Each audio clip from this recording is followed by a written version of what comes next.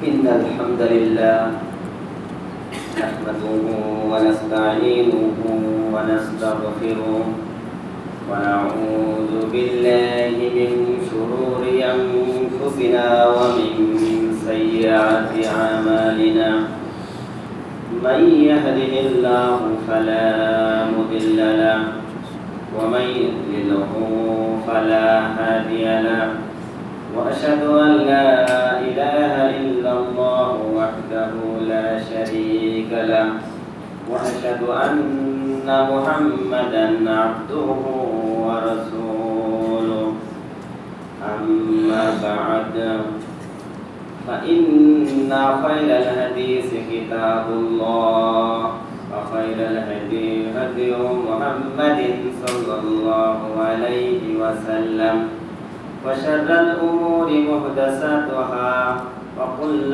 محدثة بدعة وكل بدعة ضلالة وكل ضلالة في النار هو الذي أرسله بالحق بشيرا ونذيرا وداعيا إلى الله بإذنه وسراجا منيرا وقال الله تعالى في كلامه المجيد الفرقانه الحميد أعوذ بالله من الشيطان الرجيم بسم الله الرحمن الرحيم قاف والقرآن المجيد بل عجبوا أن جاءهم منذر منهم فقال الكافرون هذا شيء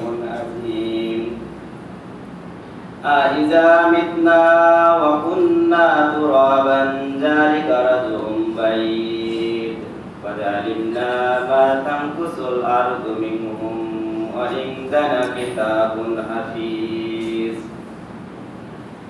يا أيها الذين آمنوا ادخلوا في السلم كافة ولا تتبعوا خطوات الشيطان إنه لكم عدو مبين يا أيها الذين آمنوا اتقوا الله حق تقاته ولا تموتن إلا وأنتم مسلمون أعوذ بالله من الشيطان الرجيم بسم الله الرحمن الرحيم إنا أنزلناه في ليلة القدر وما أدراك ما ليلة القدر ليلة القدر خير من ألف شهر تنزل الملائكة والروح فيها بإذن ربهم من كل أمر سلام هي حتى مطلع الفجر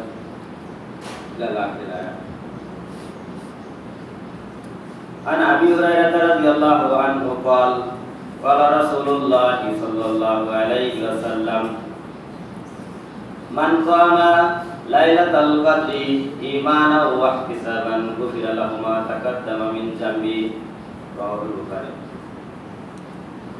সমস্ত প্রশংসা স্তুতিবাদ সিজদা সুজুদ সেই মহান রব্বুল আলামিনের দরবারে যে মহান প্রতিপালক আমাদেরকে পবিত্র মাহে রমজানের আজকের এই জুমআর দিবসে সঠিক সময়ে এবং সুস্থ শরীরে পৃথিবীর শ্রেষ্ঠ স্থান মসজিদে আসার তৌফিক দান করলেন এজন্য শুকরিয়া জ্ঞাপন করি বলি আলহামদুলিল্লাহ দুরূদ ও সালাম পেশ করি পৃথিবীর শ্রেষ্ঠ মানুষ যে মানুষটির আদর্শ অনুসরণ এবং অনুকরণের মধ্য দিয়ে ইহকালীন ও পরকালীন কল্যাণ লাভ করা সম্ভব যে মানুষটি অন্ধকার যুগের আলোর বার্তাবাহক হিসেবে এই পৃথিবীতে এসেছিলেন তার উপর সংক্ষিপ্ত দরুদ সকলে বলি সাল্লাল্লাহু আলাইহি ওয়াসাল্লাম। সম্মানিত উপস্থিতি, আমি আপনাদের সামনে পবিত্র কোরআনের একটি সংক্ষিপ্ত সূরা আল কদর তিলাওয়াত করেছি এবং সহিহ বুখারী থেকে একটি হাদিস উপস্থাপন করেছি। উক্ত আয়াত ও হাদিসকে কেন্দ্র করে আজকের আলোচনার বিষয় হবে লাইলাতুল কদর ও অন্যান্য বিষয়। আমি যথাসময়ের মধ্যে সংক্ষিপ্তভাবে আমার কথা শেষ করার চেষ্টা করব ইনশাআল্লাহ। ওয়া তাওফিক ইল্লা বিল্লাহ। সম্মানিত উপস্থিতি, লাইলাতুল কদর, এই লাইলাতুল কদর সম্পর্কে সম্পূর্ণ একটি সূরা আল্লাহ সুবহানাহু ওয়া তাআলা পবিত্র কোরআনে নাযিল করলেন। এই সূরাটি মাক্কি সূরা, অর্থাৎ মক্কা অবতীর্ণ, যার আয়াত সংখ্যা মাত্র 5।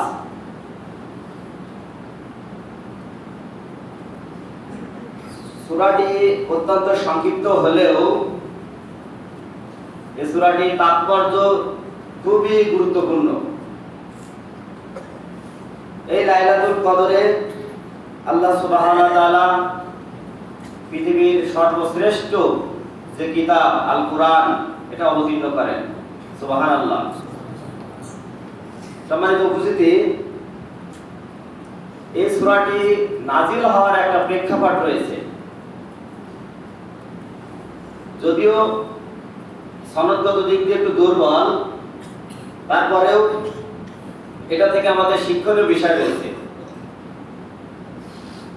একবার আল্লাহ রাসূল সাল্লাল্লাহু আলাইহি সাল্লাম বনি ইসরাইলের এক ব্যক্তির কথা শুনলেন, যে যিনি 1000 মাস আল্লাহর রাস্তায় ইবাদত ও জিহাদ করলেন।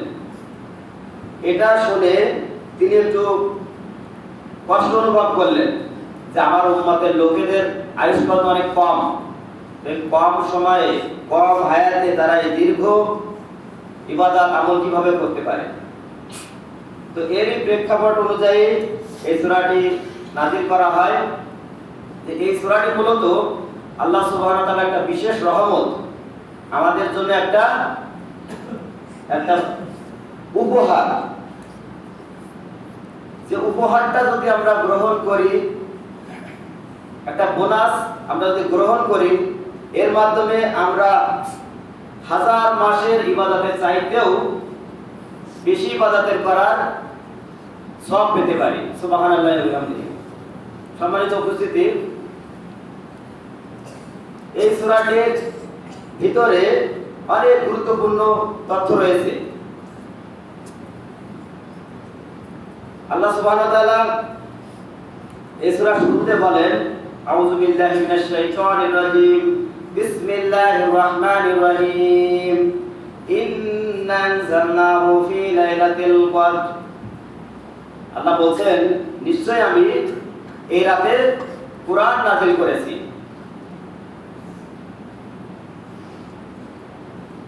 তো এই রাতের এত সম্মান মর্যাদা এই জন্যই যে আল্লাহ সুবহানাহু ওয়া তাআলা এই কুরআনকে এই রাতে অবতীর্ণ করেছেন, এজন্য এই রাতটা অত্যন্ত সম্মানিত। সম্মানিত উপস্থিতি, সূরা কদর এর অর্থ দুইটা, একটা হচ্ছে সম্মান এবং অন্যটা হচ্ছে তাকদীর।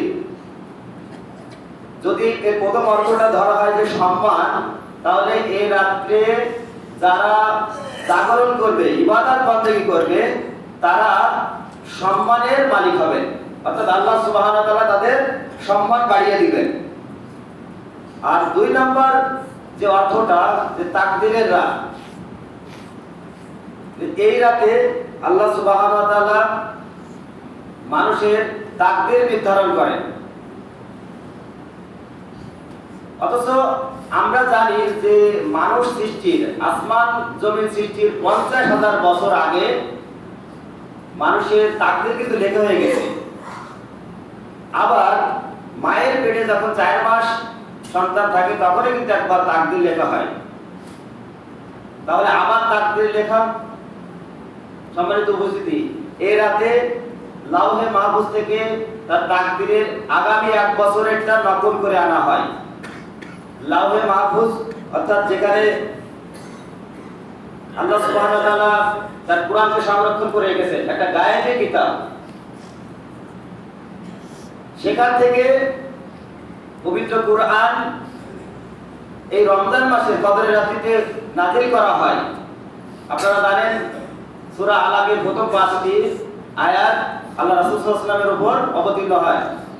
তো এরই মাধ্যমে এই সূরার এই আয়াতের মাধ্যমে ধারাবাহিকভাবে আস্তে আস্তে 23 বছর ধরে এই পবিত্র কোরআন আল্লাহ রাসূল সাল্লাল্লাহু আলাইহি ওয়াসাল্লামের উপর সম্পূর্ণ অবতীর্ণ হয়। তো এই রাতে বলছিলাম যে আগামী 1 বছরের তাকদীর নির্ধারণ হয়, যে লোকটা রিজিক, তার হায়াত, তার জীবন, সে হজে যাবে কিনা, এই ধরনের অনেক বিষয়ের সিদ্ধান্ত নিয়ে ফেরেশতারা হাজির হন এই পৃথিবীতে।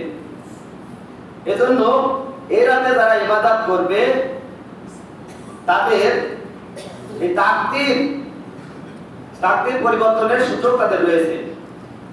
সম্মানিত উপস্থিতি, লাইলাতুল কদরের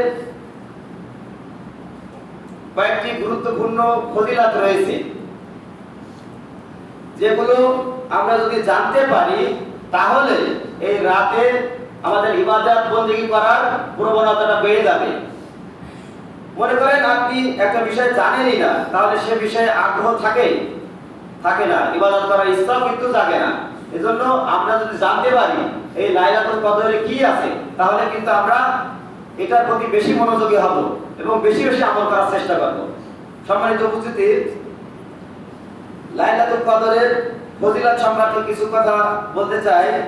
তার প্রথমটি হচ্ছে এটি সম্মানিত একটি রাত, যেটা আমি আগেই বলছিলাম, যেহেতু আল্লাহ সুবহানাহু ওয়া তাআলা এই রাতে পবিত্র কোরআন নাযিল করেছেন, এজন্য এই রাত অত্যন্ত সম্মানিত একটি রাত। 2 নম্বর তাৎপর্য হচ্ছে যে এই মাসের ইবাদত 1000 মাস অপেক্ষা উত্তম। আল্লাহ সুবহানাহু ওয়া তাআলা সূরা কদরে জানিয়ে দিয়েছেন, ওয়া মা আদরাকা মা লাইলাতুল কদর। আল্লাহ বলেন নবীকে ডেকে যে তুমি কি জানো কদরের রাতে কি? লাইলাতুল কদরি খায়রুম মিন আলফি শাহর। আল্লাহ নিজেই আবার উত্তর দিচ্ছেন যে লাইলাতুল কদর হচ্ছে 1000 মাসের ইবাদত অপেক্ষা উত্তম। সুবহানাল্লাহি ওয়া বিহামদিহি। 1000 মাস বলতে এখানে কি বোঝানো হয়েছে? আমরা সাধারণ অর্থে বুঝি যে 83 বছর 4 মাস এরকম একটা হিসাবে পাওয়া যায়। আসলে আরবিতে 1000 বলতে হাজার বোঝানো হয়। যেমন কেউ যদি লক্ষ টাকার মালিক হয়, তাকে কিন্তু বলা হয় লাখ লাখ টাকার মালিক, অর্থাৎ অনেক টাকা রয়েছে। তো ঠিক তেমনই আরবিতে 1000 মাস বলতে এখানে হাজার হাজার মাসের চাইতেও উত্তম আমলে সব যে ব্যক্তি এই রাতটি পালন করবে। সুবহানাল্লাহি ওয়া বিহামদিহি। এজন্য যদি আমরা শুধুমাত্র এই সাধারণ অর্থটাও দিই যে 83 বছর 4 মাস, তাহলে সেটা কত বড় ফজিলতপূর্ণ। আমি আপনি তো 83 বছর বাঁচবো এরকম গ্যারান্টি কিন্তু নাই, অথচ মাত্র একটি রাতের ইবাদতের মাধ্যমে এত বড় ফজিলত আমরা পেতে পারি। সম্মানিত উপস্থিতি, লাইলাতুল কদরের আরেকটি ফজিলত আছে, এটি হচ্ছে ফেরেশতা নাজিলের রাত। এই রাতে অসংখ্য ফেরেশতা নাজিল হয় এবং জিবরাইল আলাইহিস সালাম, যে ফেরেশতাদের যিনি সর্দার, তিনিও নাজিল হন। আর আপনারা জানেন যে ফেরেশতারা নাজিল হওয়া মানে যে রাতটি অনেক বরকতময়, এই রাতে অনেক রহমত বরকত নাজিল হয়, কারণ ফেরেশতাদের সাথে রহমত বরকতের একটা সম্পর্ক। আর ফেরেশতাদের পরিমাণ বলা হয়েছে ধূলিকণা পাথর কণার মতো, তার চাইতেও বেশি। অর্থাৎ পৃথিবীতে সেই দিন এত পরিমাণ ফেরেশতা নাজিল হয় যে ধূলিকণার সমান ফেরেশতা নাজিল হয়। সুবহানাল্লাহি ওয়া বিহামদিহি। তাহলে রাতটি কত বড় ফজিলতপূর্ণ। সম্মানিত উপস্থিতি, এছাড়া এরা শান্তি বর্ষণের রাত, যেটা সূরা শেষ আয়াতে সালামুন হিয়া হাত্তা মাতলাইল ফাজর, যে শান্তি বর্ষিত হতে থাকে কত পর্যন্ত? ফজর হওয়া পর্যন্ত।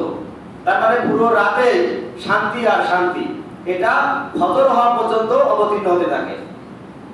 এছাড়া এই রাতের আরেকটি ফজিলত হচ্ছে এটা গুনাহ মাফের একটি রাত। সম্মানিত উপস্থিতি, যে হাদিসটা আমি শুরুতে বলছিলাম, আবু হুরায়রা রাদিয়াল্লাহু আনহু বলা রাসূলুল্লাহ সাল্লাল্লাহু আলাইহি ওয়াসাল্লাম মান কামা লাইলাতুল কদরি ঈমানান ওয়া ইহতিসাবান কুফিরা লাহু মা তাকাদ্দামা মিন জামবি। যে আবু হুরায়রা রাদিয়াল্লাহু আনহু থেকে বর্ণিত, আল্লাহ রাসূল সাল্লাল্লাহু আলাইহি ওয়াসাল্লাম বলেন যে ব্যক্তি লাইলাতুল কদরে রাত্রি জাগরণ করবে, সালাত আদায় করবে, ঈমান ও সওয়াবের আশায় তার জীবনের সমস্ত গুনাহগাতা মাফ হয়ে যায়। সুবহানাল্লাহি ওয়া বিহামদিহি। তাহলে গুনাহ মাফের একটি রাত হচ্ছে লাইলাতুল কদর। তবে শর্ত হচ্ছে তিনটি। একটা হচ্ছে ঈমান সহকারে, অর্থাৎ ঈমান থাকা লাগবে। 2 নম্বর হচ্ছে সওয়াবের আশা থাকা লাগবে এবং 3 নম্বর হচ্ছে কিয়াম করা লাগবে, অর্থাৎ সালাত আদায় করা লাগবে। আপনি সালাত আদায় করলেন না, তাহলে আপনি এই রাতের ফজিলত, এই যে গুনাহ মাফের যে সুযোগ, এটা থেকে আপনি বঞ্চিত হবেন। সম্মানিত উপস্থিতি, তাছাড়া আল্লাহ রাসূল সাল্লাল্লাহু আলাইহি ওয়াসাল্লাম বলেন যে এই রাতটি অত্যন্ত বরকতময়। যে ব্যক্তি এই রাতের কল্যাণ থেকে বঞ্চিত হলো, সে প্রকৃতপক্ষে সকল কল্যাণ থেকে বঞ্চিত হলো। তাহলে বুঝুন যে রাতটি কত বড় গুরুত্বপূর্ণ, যে এই রাতের ইবাদত থেকে যদি কোনো ব্যক্তি কল্যাণ থেকে যদি বঞ্চিত হয়, তাহলে সে সমস্ত কল্যাণ থেকে বঞ্চিত হবে। অতএব এই রাতের গুরুত্ব ও যথাযথ মূল্যায়ন আমাদের করতে হবে। সম্মানিত উপস্থিতি, এখন আসি যে এই রাতটা আমরা চিনব কিভাবে। লাইলাতুল কদর চেনার কিছু আলামত রয়েছে, যার মাধ্যমে আমরা ধরে নিতে পারবো, বুঝে নিতে পারবো যে আজকে মনে হয় লাইলাতুল কদর। সহিহ হাদিস মোতাবেক কয়েকটি আলামত যেটা আমরা পেয়েছি, তার 1 নম্বর আলামত হচ্ছে যে রাতটি হবে স্বচ্ছ, পরিষ্কার, নির্মল একটি রাত। 2 নম্বর একটি বৈশিষ্ট্য আলামত, সেটা হচ্ছে এই রাতে বেশি গরমও পড়বে না, বেশি ঠান্ডাও পড়বে না। 3 নম্বর, এই রাতে বৃষ্টি হতে পারে। 4 নম্বর, যে পরের দিন সকালবেলা যে সূর্যটা উঠবে, সেই সূর্যটা থাকবে খুবই আলোকময়, কিন্তু তার তেজ থাকবে কম। সূর্য ঠিকই উঠবে, কিন্তু তার তেজ থাকবে কম। এছাড়া ওই রাতে চন্দ্রের আলো অত্যন্ত উজ্জ্বল হবে, যে কোথাও কোনো অন্ধকার পরিবেশ থাকবে না। এ রাতে মৃদু বাতাস প্রবাহিত হবে এবং আরেকটি হচ্ছে এ রাতে ইবাদত করা অপেক্ষাকৃত অধিক তৃপ্তিদায়ক হবে। সম্মানিত উপস্থিতি, আমরা যদি রমাদানের শেষ দশকে প্রত্যেকটা রাতে আমরা যদি এই আলামতগুলো খুঁজি, তাহলে কিন্তু আমরাও বলতে পারবো ইনশাআল্লাহ যে কোন রাতে লাইলাতুল কদর হবে। সম্মানিত উপস্থিতি, এবার আসি লাইলাতুল কদর কোন দিনে। লাইলাতুল কদর কোন দিনে হবে, এটা নিয়ে কিন্তু হাদিসে বহু মতামত রয়েছে।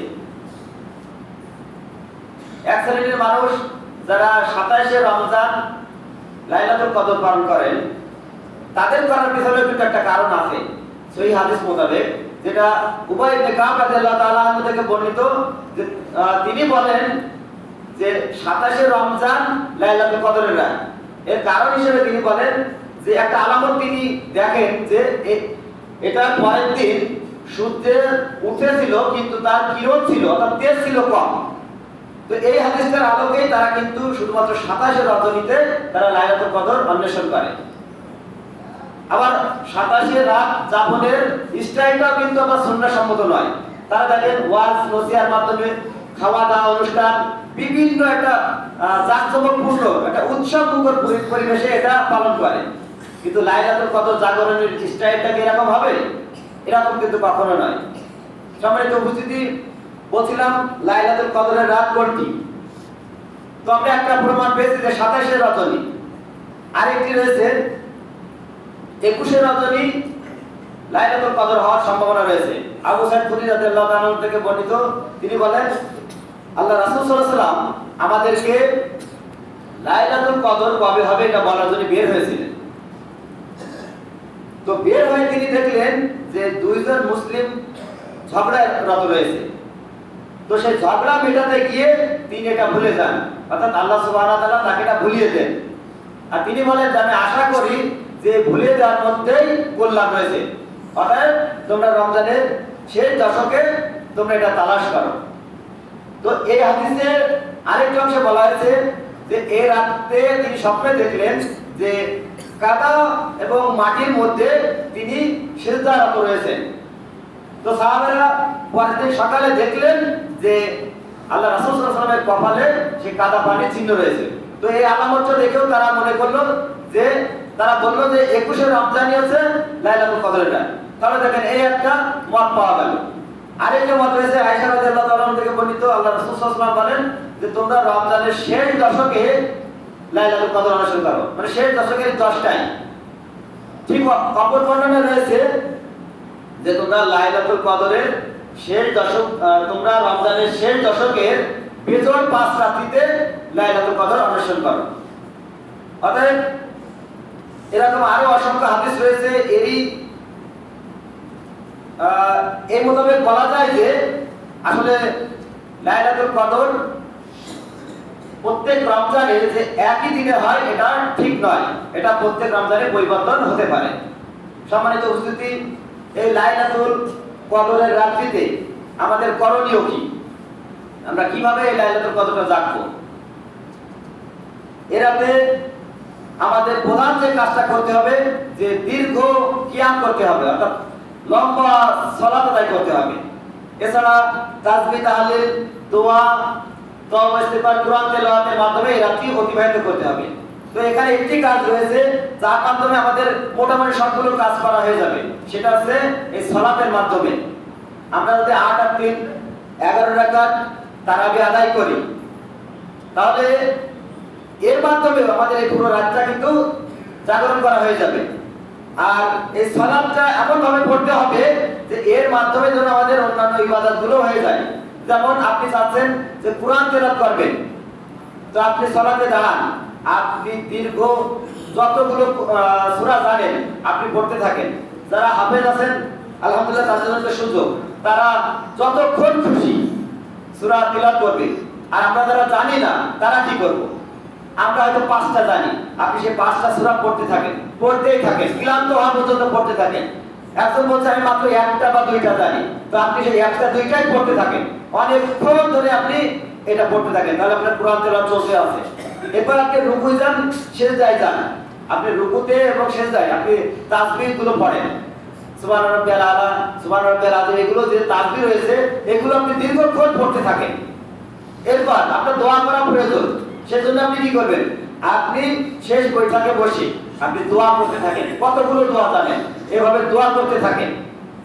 আল্লাহ রাসূল সাল্লাল্লাহু আলাইহি ওয়াসাল্লাম তার প্রত্যেকটা রুকুতে এতক্ষণ থাকতেন যে সূরা বাকারা শেষ হওয়া পর্যন্ত এত সময় ধরে তিনি রুকুতে থাকতেন, এবং সিজদাতে এমন সময় নিতেন যে সূরা আলে ইমরান শেষ হয়ে যাবে এতক্ষণ ধরে তিনি সিজদায় থাকতেন। সুবহানাল্লাহি ওয়া বিহামদিহি। এজন্য লাইলাতুল কদরে আমাদের দীর্ঘ ইবাদতটা কুরআন, তাসবিহ, তাহলিল, দোয়া এই সমস্ত কিছুগুলো সালাতের মাধ্যমে হয়। এছাড়া যদি আমরা বাইরেও পড়তে চাই তাহলে অবশ্যই সেটা পড়া যাবে। এবং এর রাতে চেষ্টা করবেন যে মাঝরাতে আপনি আপনার ঘরের বাতি নিভিয়ে আপনি অন্ধকারে আল্লাহর কাছে কান্নাকাটি করে দোয়া চান, আল্লাহর ক্ষমা আপনাকে পেতেই হবে, এরকম টার্গেট নিয়ে নামেন, তাহলে দেখবেন আপনি সফলকাম হতে পারবেন।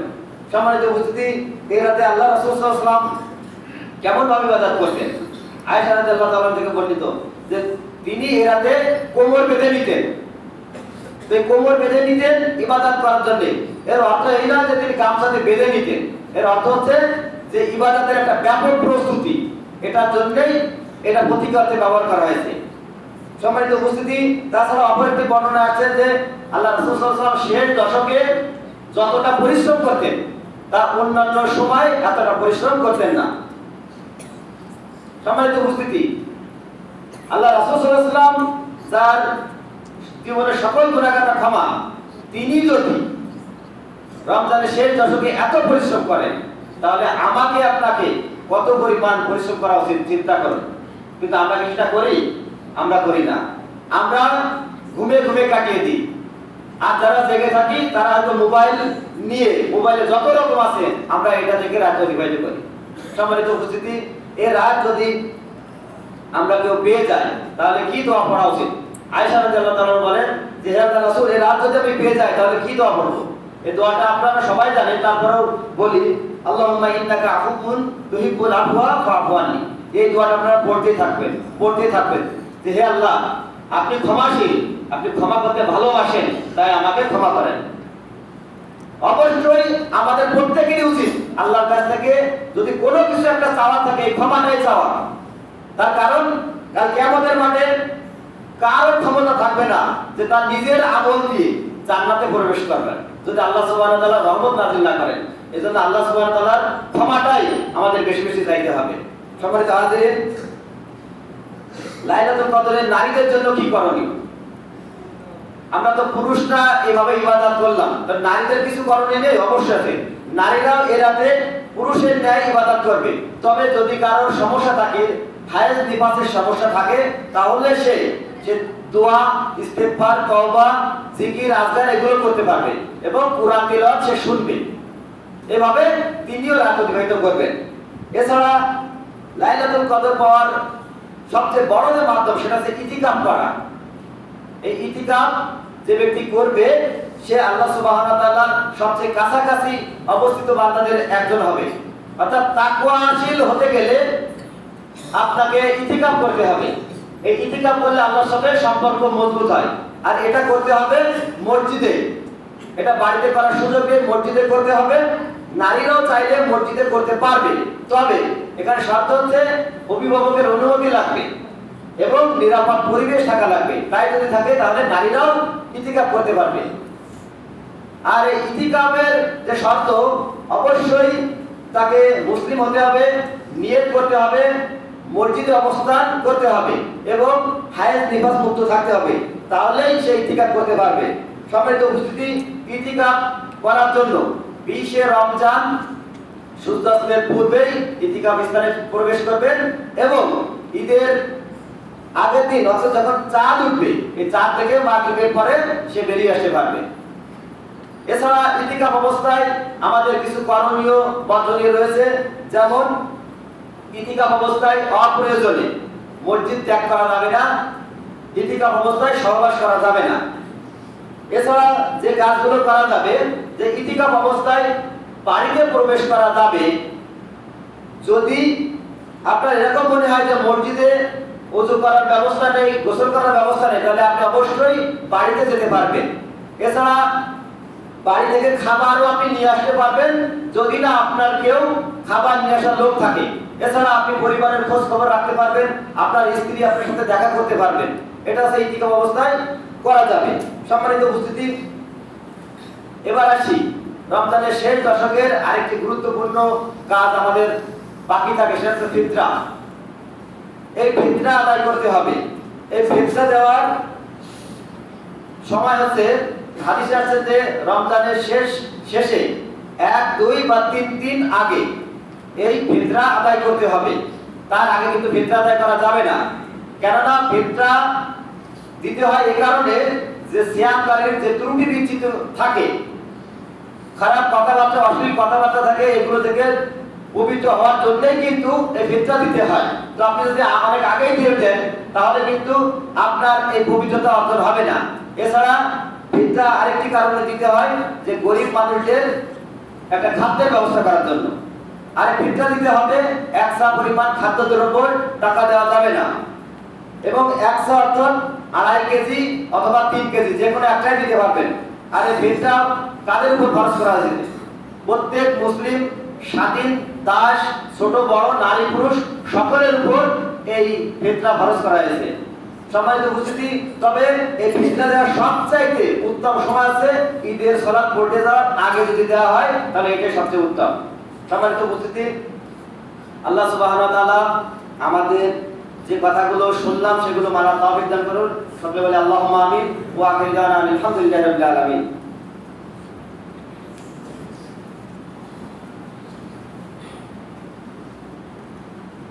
আলহামদুলিল্লাহি ওয়াহদা ওয়াসসালাতু ওয়াসসালামু আলা মান লা নাবিয়্যা বাদা। সম্মানিত উপস্থিতি, রমজান মাস মাগফিরাতের মাস, নাজাতের মাস। এই মাসে আল্লাহ রাসূল সাল্লাল্লাহু আলাইহি ওয়াসাল্লাম দানের ক্ষেত্রে ছিল অপরিসীম। বায়ু প্রবাহের মতো তিনি তার দানের হাত প্রসারিত করে রেখেছিলেন। অতএব আপনাদের প্রতি আহ্বান, আপনারা দানের হাত বাড়িয়ে দিবেন। বিশেষ করে আপনারা হাবাসপোল মডেল মাদ্রাসার অনেক দাতা সদস্য এই মসজিদে আছেন, এই মহল্লা আছেন। আপনারা প্রত্যেক রমজানে ইমাম সাহেবের কাছে এই টাকাগুলো হয়তো পরিশোধ করেন, তো আপনারা চেষ্টা করবেন রমজানে দেওয়ার, যেহেতু একটি ফজিলাতপূর্ণ মাস আপনাদের মধ্যে চলমান রয়েছে, তো এই ফজিলাত বেশি করে পাওয়ার জন্য, সওয়াব বেশি করে পাওয়ার জন্য আপনারা অবশ্যই এই মাসের মধ্যে দেওয়ার চেষ্টা করবেন। সম্মানিত উপস্থিতি, দানের অনেক গুরুত্ব ফজিলত রয়েছে। তার একটি ফজিলত হচ্ছে যে কাল কিয়ামতের মাঠে আল্লাহ যে রহমতের ছায়া, যেটাকে আরশের ছায়া বলে, এই আরশের ছায়ার আপনার স্থান হবে। কাল কিয়ামতের মাঠে 7 শ্রেণীর মানুষ আরশের ছায়া পাবে। তার মধ্যে একজন, তিনি দানকারী। তিনি এমন ভাবে দান করেন যে তার বাম হাত জানতে পারে না ডান হাতে কি দান করেন। এছাড়া দানের আরেকটি ফজিলত হচ্ছে যে দান গুনাহ সরিয়ে দেন।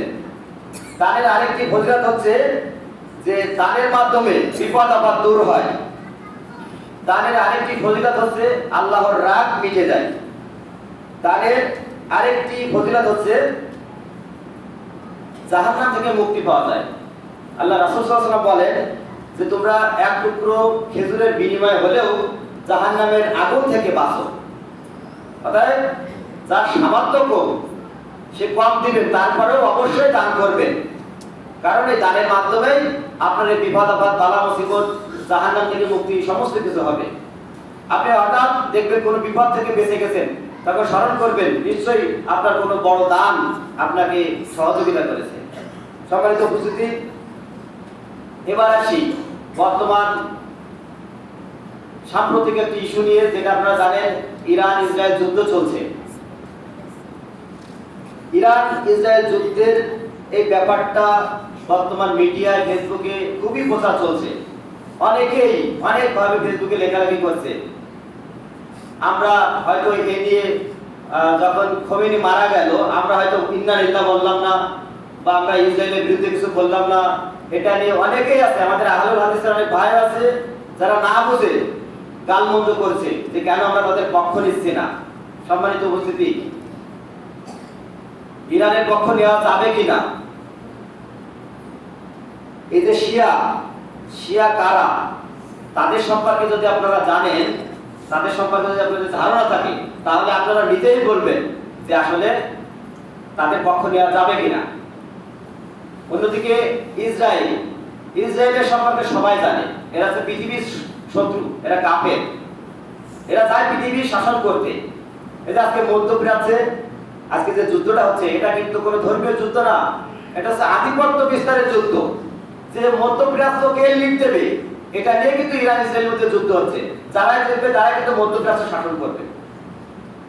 তো এই যুদ্ধে আহলুস সুন্নাহ জামাতের যে অবস্থান, যে তারা কোন পক্ষ নেবে, তারা অবশ্যই কোনো পক্ষই নেবে না, কারণ যুদ্ধ সবসময় ক্ষতির কারণ। আপনারা খেয়াল করেন, যুদ্ধে হয়তো কোনো পিতা মারা যায়, কোনো সন্তান মারা যায়, যত স্থাপনা রয়েছে কত কিছুর ক্ষতি হয়। এক কথায় যুদ্ধ মানে কিন্তু ক্ষতি করা।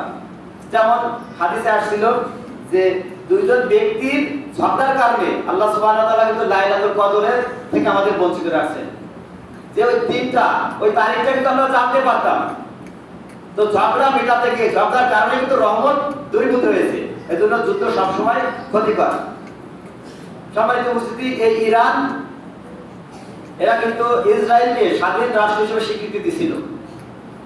এই ইরান সিরিয়া, লেবানন, ইয়েমেন, মধ্যপ্রাচ্যের অসংখ্য লাখ লাখ মুসলিমকে, সুন্নি মুসলিমকে তারা কিন্তু হত্যা করেছে। এছাড়া হাদিসে আসছে যে যখন দাজ্জালের আগমন হবে, তখন ইরানের আসবাহান শহর থেকে 70,000 ইহুদি তার সঙ্গী হবে। সম্মানিত উপস্থিতি, আমি বলতে চাচ্ছিলাম যে শিয়া কারা। এই শিয়া হচ্ছে আলী রাদিয়াল্লাহু তাআলা আনহুর সমর্থকদের শিয়া বলা হয়। এই শিয়াদের উৎপত্তি কখন থেকে হলো?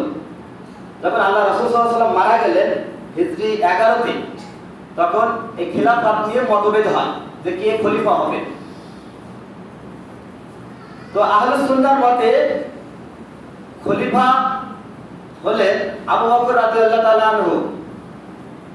কিন্তু এক গোষ্ঠী দাবি করতে লাগলো যে আলী রাদিয়াল্লাহু তাআলা আনহুই এই হকদার ছিলেন, অর্থাৎ তিনি প্রথম খলিফা হওয়ার যোগ্য উত্তরসূরি ছিলেন। এখান থেকে কিন্তু এই শিয়াদের মূল উৎপত্তি। এছাড়া কারবালার একটি ঘটনা আপনারা জানেন, 61 হিজরিতে হুসাইন রাদিয়াল্লাহু তাআলা শাহাদাত বরণ করেন। এই তখন থেকে এই শিয়াদের আবেগ, অনুভূতি, মতাদর্শ এগুলো বেশি সুসংগঠিত হয়। সেখান থেকে দেখবেন এই যে তাজিয়া মিছিল, বুকে চপেটাঘাত ইত্যাদি এই যে বিরাটি প্রচলনগুলো সেখান থেকে শুরু হয়। এই সময় পরিক্রমায় এই শিয়াদের অনেকগুলো দলে উপদলে বিভক্ত হয়। তার মধ্যে বর্তমান যে শিয়ারা, ইরানে যে শিয়া রয়েছে, ইসরা আশারিয়া, তাদের আরেকটি নাম রাফিজে বলা হয় বা ইমামিয়া, এটা তারা 12 ইমামে বিশ্বাসী করে। এদের আকীদা আপনি যদি শোনেন তাহলে আপনার ধারণা ক্লিয়ার হয়ে যাবে যে আপনি আসলে তাদের সাপোর্ট করবেন কিনা। তো এরকমই কিছু আকীদা আপনাদের সামনে আমি তুলে ধরছি। তারা বিশ্বাস করে যে পবিত্র কুরআন এটা হচ্ছে 90 পারা, এটা কোরআনের বিকৃতি করেছে। তারা বিশ্বাস করে যে কোরআনকে বিকৃতি করা হয়েছে, এটা 90 পারা হওয়ার কথা ছিল, আর এর আয়াত সংখ্যা ছিল 17,000। আপনারা তো নাউজুবিল্লাহ বললেন না? এখানে তাদের আকীদায় প্রত্যেকটা কথা শুনলে আপনার নাউজুবিল্লাহ বলতেই হবে, এমন একটা বিষয়। আরেকটা আকীদা দেখেন যে তারা জিবরাইল আলাইহিস সালামকে খিয়ানতকারী সম্বোধন করে। তাদের দাবি যে নবুয়ত আলী রাদিয়াল্লাহু তাআলা আনহুর উপর হওয়ার কথা ছিল, কিন্তু জিবরাইল আলাইহিস সালাম সেটা মুহাম্মদ রাসূলুল্লাহ সাল্লাল্লাহু আলাইহি ওয়াসাল্লামের উপর নাযিল করেন। নাউযুবিল্লাহি মিন যালিক। এরকম আকীদা তারা লালন করে। এছাড়া তাদের বিশ্বাস, আকীদা অর্থ কিন্তু বিশ্বাস, তাদের বিশ্বাস যে ইমামগণ নবীদের মতো মাসুম, নিষ্পাপ। অথচ হাদিসে আসছে কি যে নবীগণ ছাড়া নবীগণরাই কিন্তু নিষ্পাপ, অন্যরা কিন্তু নয়। কিন্তু তারা বিশ্বাস করে যে ইমামগণও বিশ্বাস। এই 12 ইমাম বলতে কাদের বোঝানো হয়? যে হযরত আলী রাদিয়াল্লাহু তাআলা আনহু, হাসান রাদিয়াল্লাহু তাআলা আনহু, হুসাইন রাদিয়াল্লাহু তাআলা আনহু এবং সর্বশেষ মাহদী যিনি আমাদের আসবেন, ইনাদেরকে নিয়ে এই 12 ইমাম তারা দাবি করে। তারা বিশ্বাস করে যে এই 12 ইমামের মাধ্যমে দোয়া করা বৈধ, তাদের মাধ্যমে দোয়া করা যাবে। এছাড়া তারা দাবি করে যে প্রথম খলিফা হওয়ার কথা ছিল আলী রাদিয়াল্লাহু তাআলা আনহু। তাছাড়া তাদের আরেকটি আকীদা আছে ভয় বা বিপদে আকীদা গোপন করাও বৈধ। এছাড়া তাদের বড় একটি কুফরি কাজ দেখেন যে তারা শুধুমাত্র বিশ্বাস করে যে আলী রাদিয়াল্লাহু তাআলা আনহু সহ আর 4-5 জন সাহাবী সঠিক, আর বাকি সমস্ত আবু বকর, ওসমান, ওমর সহ আরো যত সাহাবী রয়েছেন সবাইকে তারা কাফের ফতোয়া দেয়। সম্মানিত উপস্থিতি, এই হচ্ছে তাদের আকীদা। এছাড়া তারা আরো বিশ্বাস করে যে ইমামগণ অতীতের এবং ভবিষ্যতের গায়েবের খবর তারা রাখেন। নাউযুবিল্লাহি মিন যালিক। এছাড়া তারা মুতা বিবাহে বিশ্বাসী। মুতা বিবাহ হচ্ছে এমন একটি পদ্ধতি যে বিয়েতে কোনো কাজেও লাগে না, কোনো সাক্ষীও লাগে না। তারা একটা কন্ট্রাক্টে বিয়ে করে, চুক্তিতে, যে 1 ঘন্টায় থাকবো, আমরা 1 দিন থাকবো, 1 মাস থাকবো, মানে একটা চুক্তি ভিত্তিক একটা বিয়ে। তো এখানে শর্ত হচ্ছে যে মোহরটা নির্দিষ্ট করতে হবে এবং মেয়ের সম্মতি থাকতে হবে। এটা যদি থাকে তাহলে তারা বিয়ে করতে পারবে যতক্ষণ খুশি। খুশি বলতে তারা আগে চুক্তি করে নেয়, আমরা 6 মাসের জন্য থাকবো, আমরা 1 মাসের জন্য থাকবো, আমরা 2 ঘন্টা থাকবো, আমরা 3 ঘন্টা থাকবো, এরকম চুক্তি করে নেয়।